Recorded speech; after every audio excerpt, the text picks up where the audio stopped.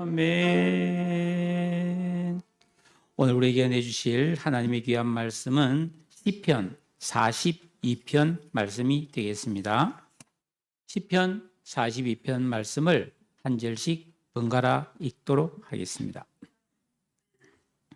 1절 하나님이여 사슴이 시냇물을 찾기에 갈급함같이 내 영혼이 주를 찾기에 갈급하니이다.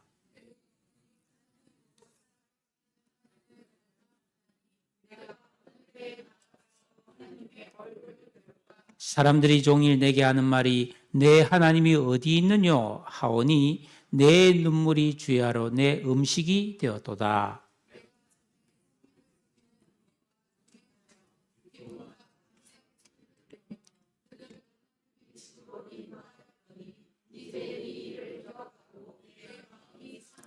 내 영혼아 내가 어찌하여 낙심하며 어찌하여 내 속에서 불안해하는가. 너는 하나님께 소망을 두라. 그가 나타나 도우심으로 말미암아 내가 여전히 찬송하리로다.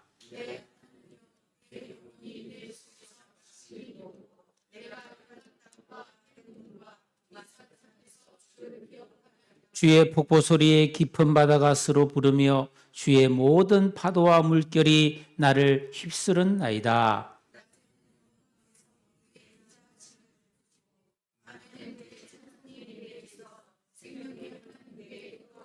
내 반석이신 하나님께 말하기를 어찌하여 나를 잊으셨나이까? 내가 어찌하여 원수의 압제로 말미암아 슬프게 다니나이까 하리로다.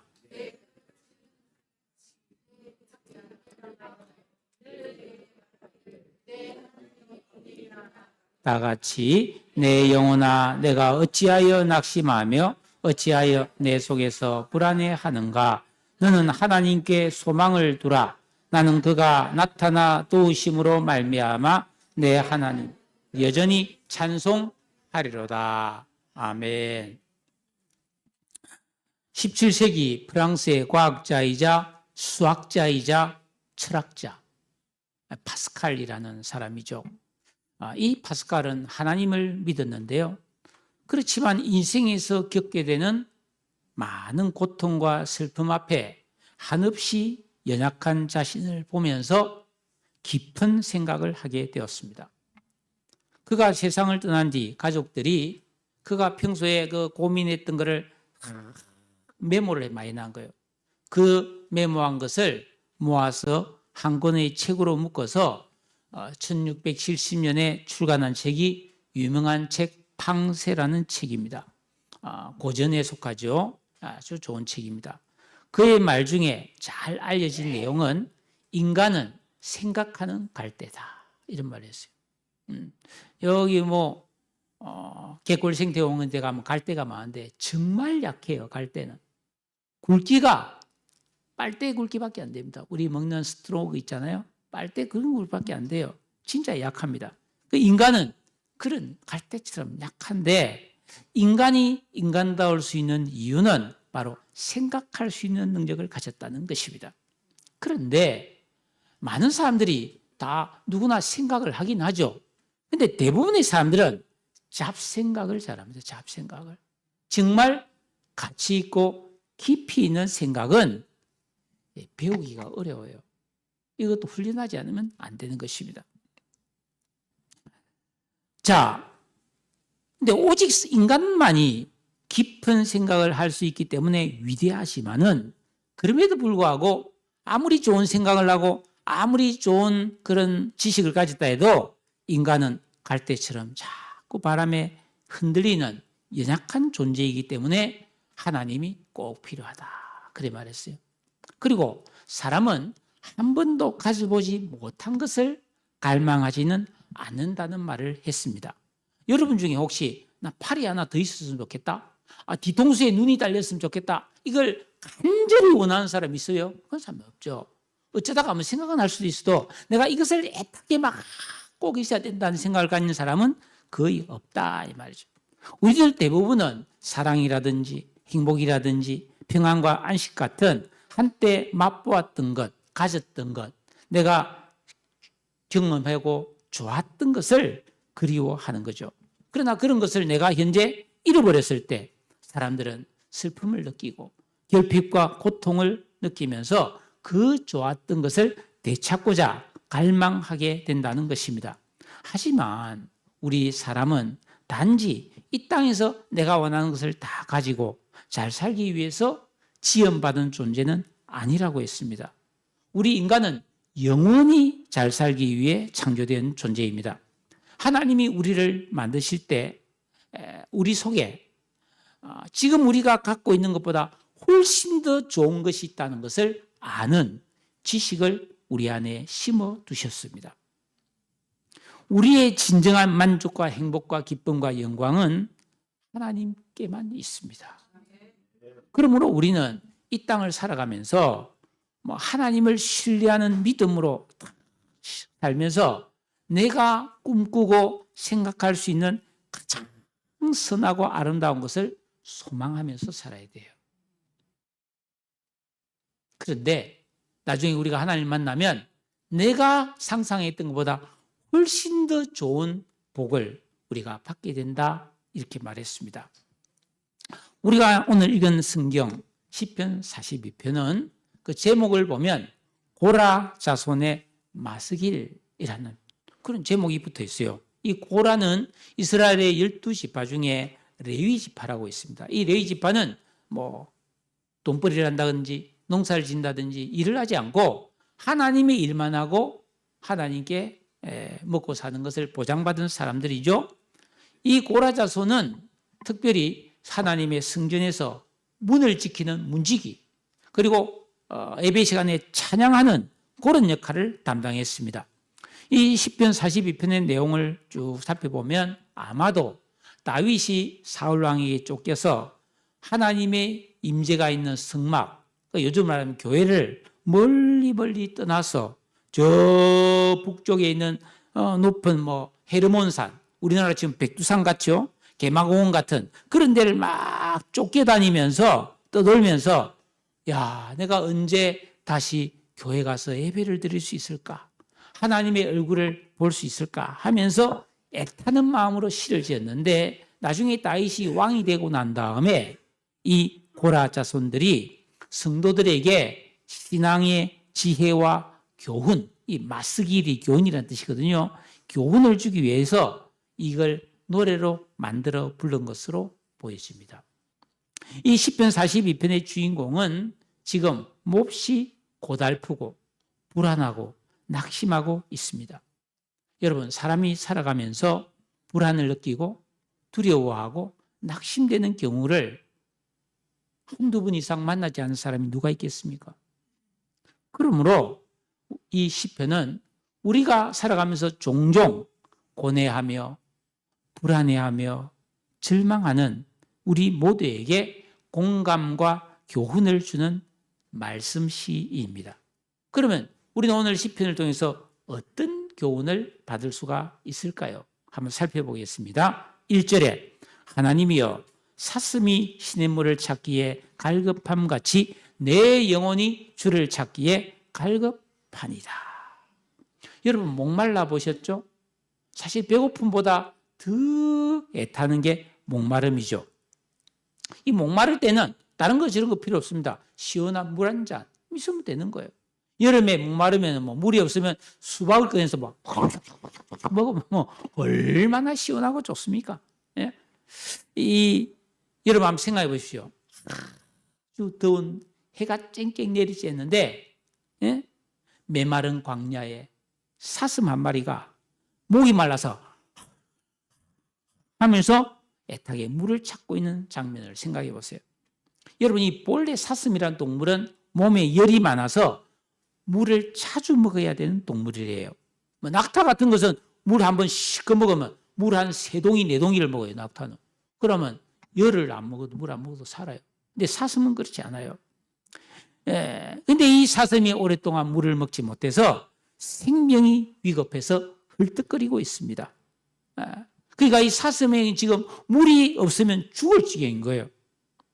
오늘 이 시를 쓴 시인은 자신의 영혼의 갈증이 바로 그 사슴과 같다고 고백하고 있습니다. 지금 그의 영혼은 다른 어떤 것으로 채워질 수 없는 그런 목마름을 느끼면서 오직 살아계신 하나님, 생명의 근원이 되신 하나님을 애타게 찾고 있습니다.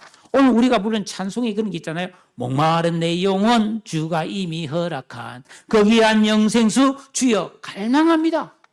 바로 이 시편이에요.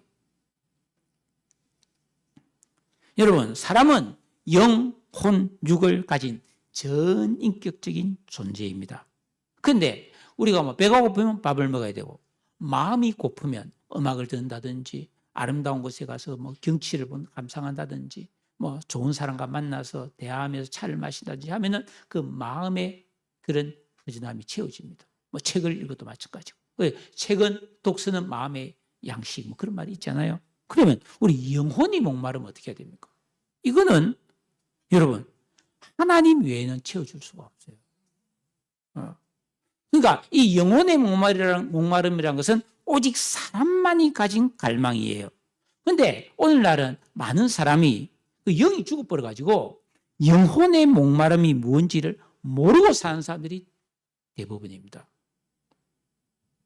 그런데 인간은 영혼을 가졌기 때문에 살다 보면 허무하다. 내 마음이 갈 곳이 없다. 마음 둘 곳이 없네. 그러면서 인생이 무상하네. 인생이 재미있는 게 아무것도 없네. 이건 뭐예요? 영혼의 줄이며 목마름이거든요. 이게 잘못 빠지면 다시 한번 사랑하고 싶다. 이런 생각하게 되고요. 자꾸만 그래서 바람 피우고 이상한 짓로 가버리는 거예요. 그게 영혼의 목마름인데 그걸 하나님 앞에 와서 채우지 않으니까 엉뚱한 것으로 채우려다가 사고가 커지는 거예요. 이런 사람의 깊은 목마름에 대하여 예수께서 말씀하시기를 요한복음 7장 37절에서 누구든지 목마르거든 내게로 와서 마시라 이렇게 말했어요. 예수님은 네가 와서 내한테 와서 마시면 내가 너에게 생수를 주고 영원히 목마르지 않게 되고 네 배에서 생수의 강물이 흘러가듯이 다시는 목마를 일이 없게 돼. 그렇게 말씀하신 거죠. 2절에 내 영혼이 하나님 곧 살아계시는 하나님을 갈망하나니 내가 어느 때에 나아가서 하나님을 배울까? 지금 이 시인은 맛있는 음식이나 많은 돈이나 육체의 편안함을 구하는 것이 아닙니다. 세상이 알 수도 없고 줄 수도 없는 하나님의 은혜가 아니면 절대로 채워지지 않는 영혼의 기쁨과 충만을 갈망하고 있습니다. 유명한 성 어거스틴은 내 영혼이 줄이고 목마르지 않았다면 결코 하나님을 찾지 않으리라. 그 사람은 영혼의 목마름이 있어야 하나님을 찾는 거예요. 왜? 하나님 외에는 안 채워지는 것이다.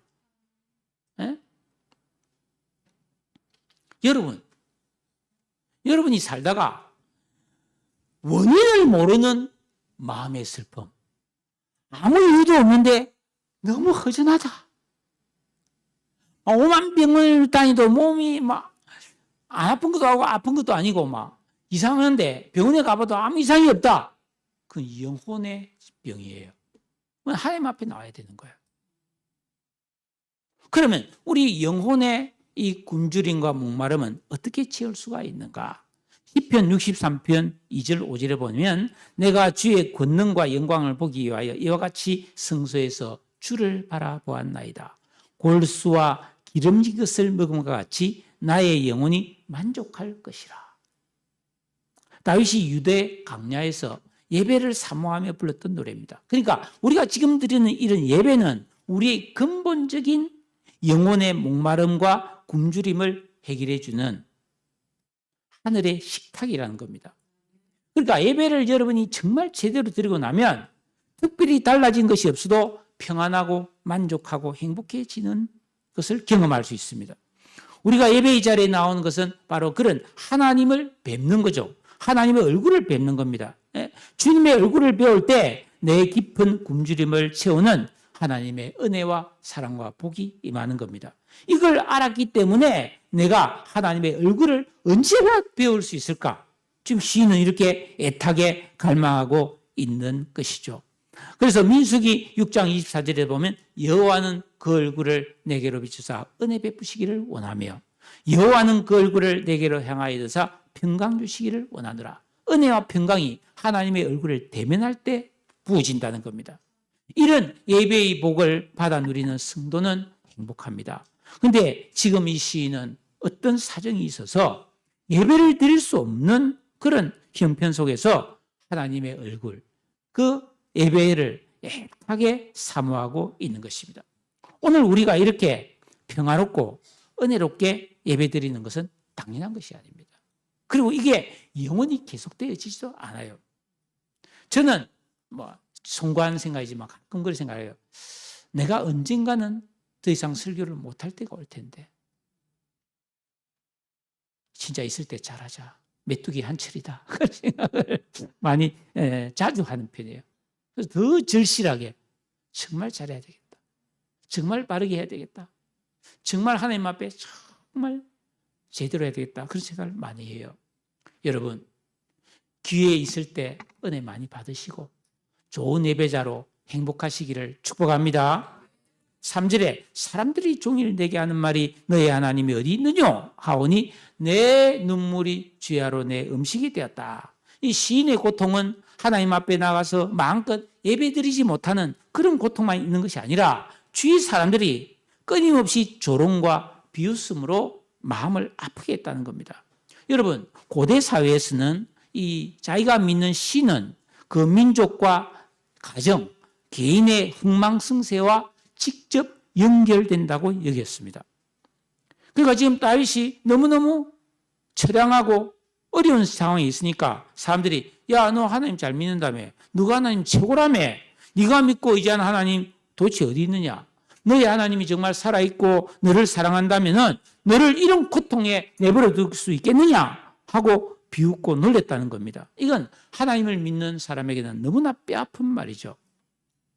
더구나 10절에 보면은 내 뼈를 찌르는 칼같이 내 대적이 나를 비방하며 늘 내게 말하기를 너희 하나님 어디 있느냐. 여러분, 이 말은 칼이에요. 독한 말은 사람을 콕콕 찌릅니다. 아주 무서워요. 예. 이런 비방의 말이 너무너무 괴로워서 밥이 안 넘어가는 거예요.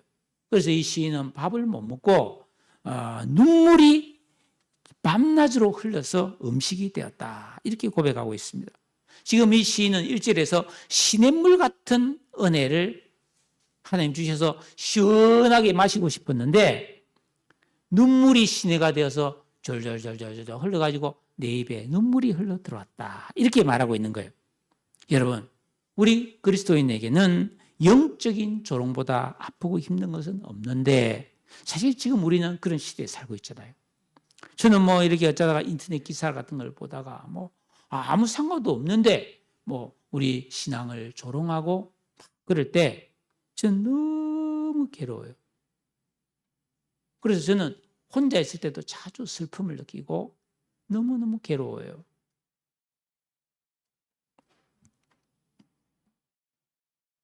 사절에 보면 내가 전에 성의를 지키는 무리와 동행하여 기쁨과 감사의 소리를 내며 그들을 하나님의 집으로 인도했더니 이제 이 일을 기억하고 내 마음이 상하노라. 이 구절에는 전에와 이제, 옛날과 지금을 대조하고 있습니다.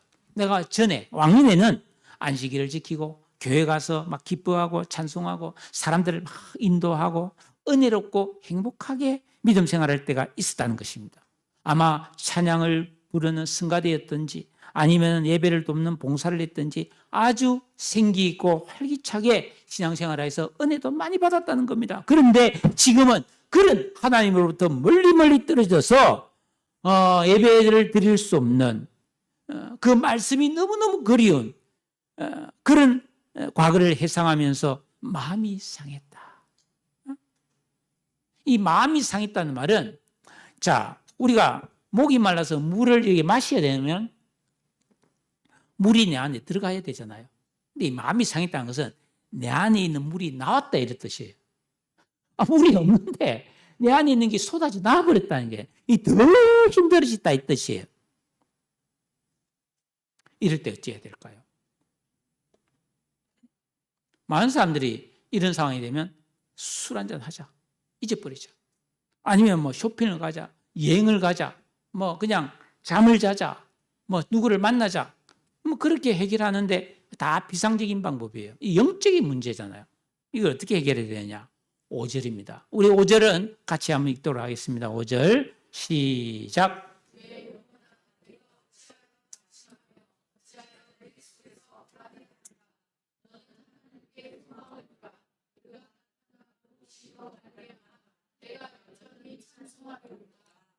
이 시를 쓴 사람은 3절에서 밤낮으로 울고 있었습니다. 낙심하고 불안해하고 있었습니다. 그런데 아무도 도와줄 사람이 없었어요. 이토록 가련하고 안타까운 형편을 어떻게 하면 이겨낼 수 있겠는가? 오늘 설교 제목이 그 답입니다. 오늘 설교 제목은 우리 한번 읽어볼까요? 자, 자신에게 듣지 말고 자신에게 말을 하라라는 것입니다. 이 제목 안에 어떤 영적인 비밀이 들어있는데요. 여러분, 내 영혼이 지금 너무 불안하고 염려, 근심이 가득하고 낙심이 되어 있다. 누구나 이런 상황을 경험할 수 있죠. 우리는 이런 상황에서 어떻게 하는 게 믿음의 행동이냐라는 겁니다. 뭔가를 하자니 아무런 의욕과 기력이 없다 이 말. 기도도 힘이 있을 때는 하는 거지 힘이 없으면 기도도 안 될 때가 있다 이 말이죠. 이 상황에서 오늘 시를 쓴 사람은 우리에게 세 가지 중요한 영적인 비법을 가르쳐주고 있는데 첫째로 할 일은 4절에 내 마음이 상하는도다입니다. 이 말은 자신의 감정을 속이지 말라는 겁니다. 억지로 내가 지금 슬프고 힘든데 너 슬프면 안 돼, 너는 이러면 안 돼, 뭐 그러면서 자신의 감정을 누르거나 꾸미지 말라는 것입니다. 내 감정을 있는 그대로 고백하고 솔직하게 쏟아내라는 것입니다. 나는 갈급합니다. 나는 웁니다. 내 마음이 상했습니다. 이렇게 한다는 거예요. 그리고 둘째는 자기 자신이 자기가 대화를 하라는 것입니다. 그는 자기에게 말하기 시작합니다. 내 영혼아, 너 왜 낙심하니? 어찌하여 내 속에서 불안해하느냐 하고 자기가 자기에게 말을 하고 있습니다. 이것이 우리 믿음을 가진 성도들이 어려움과 문제를 다룰 수 있는 아주 탁월한 방법이라는 것입니다. 영국의 내과 의사이면서 유명한 말씀 사역자였던 로이드 존스 목사님이 이 본문을 설교하면서 그리스도인은 신앙생활에서 자신을 다루는 법, 즉 자기 관리법을 배워야 하는데 그 1단계가 내가 나에게 말하는 훈련을 해라는 겁니다. 어떻게 해야 되냐 하면은 내가 여러분 안에도 비겁하고 째째하고 간사하고 보잘것없는 사람도 있지만 내가 착하고 옳은 게 무엇인지 알고 정말 훌륭하게 되고 싶은 사람도 들어있죠. 여러분 속에 여러 사람이 들어있는 거예요. 그때 내가 힘들고 어려울 때 내 안에서 제일 훌륭한 사람을 불러내가지고 내가 나에게 말해주라는 겁니다. 더구나 우리는 그리스도인 아닙니까? 우리는 예수를 믿었어요. 왕같은 제사장이에요. 내가 얼마나 하나님께 복을 받은 사람인지, 내가 하나님의 자녀가 되었고 천국이 시민이 되었고 내가 그동안 들은 말씀이 얼마나 있습니까? 알고 있는 게 많잖아요. 그런 내가 낙심하는 나에게 말을 해줘야 된다는 것입니다. 우리는 내 자신에게 내가 말을 해야지 그냥 내 생각에 끌려다니면서 듣기만 해서는 안 된다 이 말이에요. 보통 사람들은 마음이 힘들고 어렵고 우울해지면은 내 마음속에서 나도 어디서 나온지 모르는 생각에만 귀를 기울이고 말을 하지 않게 된다는 겁니다. 여러분 살아오면서 지금까지 여러분이 어떤 어려운 문제와 또 고통을 겪을 때 마음의 소리에만 끌려다니지 않았습니까? 이 로이드 존스 목사님은 내가 내 내면에 일어나는 생각을 따라가기만 하면 우리는 온갖 불행과 불안함의 포로가 된다는 것입니다. 아이고 큰일 났다. 해결이 쉽지 않겠구나. 나는 이제 끝났다. 어떡하지? 다른 사람이 나를 어떻게 볼까? 이런 생각만 하게 된다는 것입니다. 그러나 이런 방식은 문제 해결에 도움이 안 된다는 것입니다. 대신에 내가 나를 향하여 자, 내 마음아 지금부터 내가 하는 말을 잘 들으라 하고 내가 하나님에 대해서 알고 있는 것, 하나님에 대해서 우리가 믿고 있는 것을 말해주라는 것입니다. 그러니까 5절에 내 영혼아 너 어찌하여 낙심하며 어찌하여 내 속에서 불안해하는가. 여러분이 만약에 주위에 가족이나 친구가 낙심하고 있으면 힘내, 용기를 내, 걱정하지 마 이렇게 말하잖아요. 자기가 자기에게도 그렇게 말할 수 있어야 된다는 것입니다. 너는 하나님께 소망을 둬야 돼. 그러면 하나님이 나타나서 도와주셔서 너가 낙심이 아니라 찬송하게 될 거야. 이렇게 말하고 있습니다. 여러분 이뿐이 아닙니다. 다윗은 시편 23편에 너무너무 두려울 때 여호와는 나의 목자시니 내게 부족함이 없으리로다 그랬어요. 시편 103편 2절에 보면 내 영혼아 여호와를 송축하며 그의 모든 은택을 잊지 마.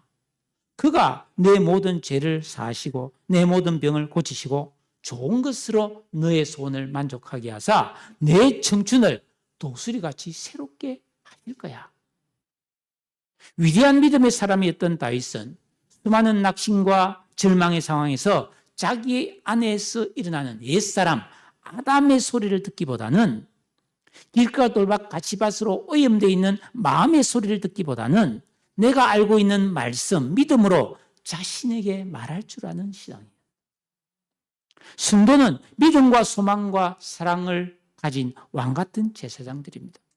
우리는 옛사람 아담 안에 있는 악한 의식에 끌려가지 말고 거듭난 새 생명, 영의 힘으로 나를 격려하고 용기와 소망을 주는 믿음의 말을 들려주어야 합니다. 여러분들은 살아가면서 교회 다닐 때 이왕이면은 은혜의 말씀을 전하고 실력 있는 목사의 말씀을 듣고 싶어 하죠. 그러면 여러분 안에도 은혜롭고 실력 있는 말씀 실력자를 한 명 키워 놓으세요. 여러분 속에.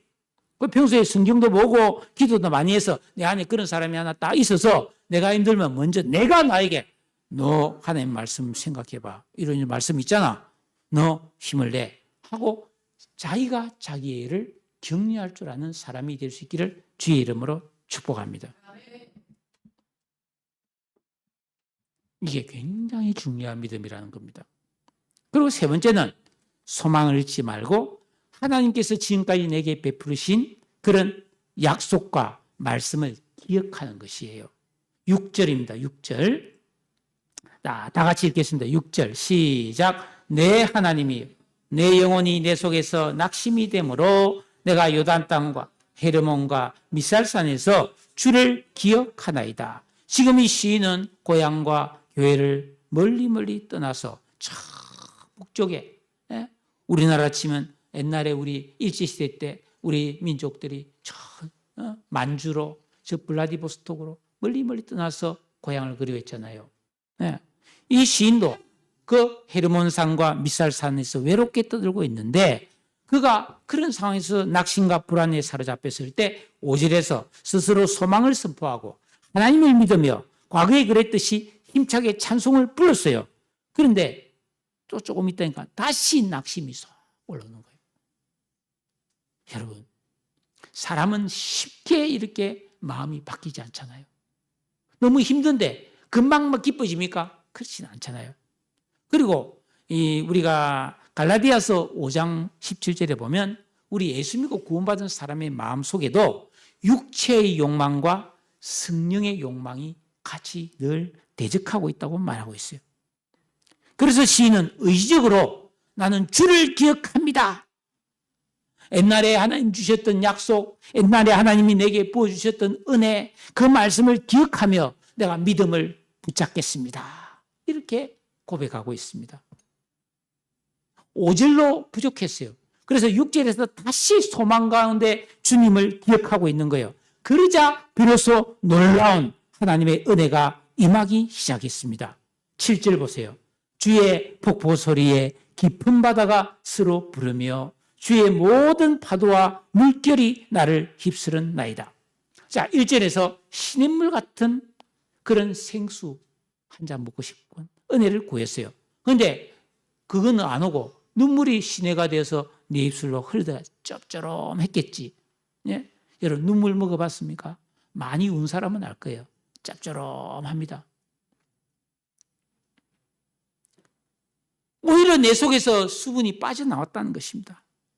그런데 간구하고 외치고 찬송하고 기도했더니 오늘 말하세요. 폭포가 쏟아지는 거예요.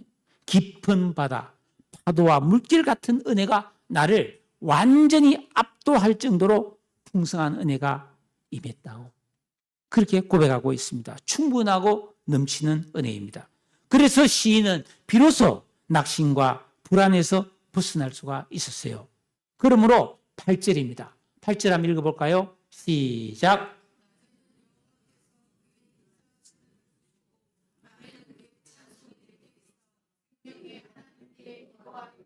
아, 3절에서는 밤낮으로 울었다 그랬어요. 근데 여기서는 뭐라고 했습니까? 여전히 내 형편은 힘들고 어렵지만 내 영혼에 부어진 생수가 내 목마름과 불안함을 치료해 주었어요. 그래서 낮에는 여호와께서 인자하심을 베푸시고 밤에는 뭡니까? 하나님께서 찬양할 수밖에 없는 이유를 주셔서 내가 죽지 않고 살아서 내 생명을 지켜주신 하나님께 무릎 꿇고 기도하면서 이 고난의 때를 잘 이겨낼 것이라고 다짐하고 있습니다. 불굴의 신앙이에요. 그렇습니다. 신앙은 상황에 무릎 꿇지 않습니다. 신앙은 형편을 돌파하는 능력인 줄로 믿으시기를 바랍니다. 그런데 제가 설교하기가 좀 민망스럽게도 이 시인은 또다시 슬퍼집니다. 또다시 불안과 고통을 느낍니다. 예? 여러분 9절 보세요. 내 반석이신 하나님, 하나님 나를 지켜주신다는 걸 알겠는데 어찌하여 나를 잊으셨나이까? 나 이 형편은 바뀌지 않고 있네요. 내가 어찌하여 원수들의 압제로 말미암아 슬프게 다니고 있습니까? 왜냐하면은 그 10절에 보십시오. 아까 우리 잠깐 말씀드렸지만은 내 뼈를 찌르는 칼같이 내 대적이 나를 비방하고 너 하나님 어디 있느냐? 좀 믿음으로 살려고 하는데 옆에서 또 말로 자기를 막 비방하고 속을 빡빡 긁었다 이게. 예? 마귀가 쏘는 불화살이에요. 여러분 사탄은 성도가 믿음으로 고난과 시련을 이겨내는 것을 너무너무 싫어해요. 그래서 여러분 욥기를 보면은 욥을 막 참소하고 욥은 저거는 하나님이 복 주니까 잘 믿지 복 뺐으면 저 하나님 저 저주할 사람입니다. 막 이렇게 참소하다가 욥이 안 넘어가거든요. 그러니까 욥의 아내를 통해서 빡빡 긁어요. 그래도 안 넘어가거든요. 그러니까 욥의 세 친구를 통해서 막 오랫동안 계속해서 욥의 마음을 막 갈기갈기 찢듯이 그 공격을 합니다. 그래서 아이고 모르겠다. 막 하나님은 그 뭐고 나 모르겠다. 막 죽어불란다. 이렇게 만드는 게 마귀라는 겁니다. 그러나 오늘 이 시인은 넘어가지 않습니다. 왜죠? 그 7절에서 폭포 같고 파도 같고 물길 같은 은혜를 맛봤기 때문이에요. 네? 더 이상 영적 침체, 불안과 낙심에 빠지지 않고 자기가 자기에게 또 한 번 설교를 하고 있습니다. 앞에서 했던 똑같은 5절의 설교와 같이 내 영혼아 너 어찌하여 낙심하며 어찌하여 내 속에서 불안해하는가 반복 되풀이하고 있습니다. 예? 사랑하는 성도 여러분, 우리는 예수를 믿고 구원을 받아서 하나님께 받아들여졌고 의롭게 되었고 하나님 자녀가 되고 천국의 시민이 되었습니다. 새로운 생명과 전혀 새롭고 영원한 신분을 가진 존귀한 그리스도인들입니다. 이 세상의 어떤 고난과 슬픔이 하나님의 사랑과 영원한 구원과 약속에서 끊어지게 할 수 없습니다. 그러나 지금은 우리가 이 땅에서 살고 있습니다. 우리가 살고 있는 이 땅은 불법과 죄가 가득하고 알 수 없는 재난이 끊임없이 발생하는 수고스러운 세상입니다. 이런 세상에서 우리는 때로는 고난을 경험하고 때로는 슬픔 앞에서 불안해하고 낙심할 수도 있는 나그네의 삶을 살고 있다는 것입니다. 그래서 우리는 종종 불안과 낙심이 엄습할 때 믿음으로 그 상황을 이겨내는 영적인 방법을 배우고 훈련해야 하는 것입니다. 유진 피터슨이라고 하는 목사님은 신앙이란 끝까지 반복하는 소망의 언어다. 그러니까 우리는 말씀을 통해서 소망을 주고 인내할 수 있고 용기를 주는 말씀을 많이 배워놔야 되는 겁니다. 두려워 말라, 내가 너와 함께함이니라, 뭐 이런 말씀. 내게 능력 주신 자 있으니까 모든 걸 할 수 있느니라. 뭐 아무것도 염려하지 말고 모든 일에 기도와 간구로 너희 구할 것을 감사함으로 하나님께 아뢰라. 뭐 이런 말씀들을 알고 있어서 우리는 끊임없이 내가 나에게 먼저 그 말씀으로 쓰러지지 않게 세워놓는 게 중요한 거예요. 어쩌다 요즘 보면 뭐 갑자기 심장마비를 일으킨 사람이 있잖아요. 그러니까 이 심장마비가 일어났을 때 주위에 사람이 없으면 꼼짝 죽는 사람이 있잖아요. 제가 지난주에 말씀드렸잖아요. 44세 된 내 후배 목사님이 미국에서 그것도 주일날 심장마비로 돌아왔더라고요. 근데 이제 심장마비가 왔을 때 혼자 있을 때 어떻게 해야 되느냐. 그런 비법들이 나와 있어요. 우선 뭐예요? 비스듬히 누워라. 절대 말하지 마라. 그리고 빨리 뭡니까? 119에 전화를 하고 현관문을 열어놔라. 아니면 현관문 앞에 비밀번호를 적어두라. 그렇게 하면은 구급대원이 빨리 와서 문이 열려있으니까 들어올 수 있잖아요. 그렇게 하면은 훨씬 더 골든타임을 살려서 생존과 여러 가지 뇌 손상을 방지할 수 있다. 뭐 그런 게 있더라고요. 우리도 마찬가지입니다. 모든 것에서 우리는 뭐야? 훈련이 되어 있어야 된다. 영적 훈련이. 그 첫 번째가 뭡니까? 말씀을 많이 알고 있는 거예요. 그래서 그 말씀으로 시기적절하게 내가 나에게 먼저 말을 해놓고 그리고 그 다음에 다른 사람의 도움을 받을 수 있는 거예요.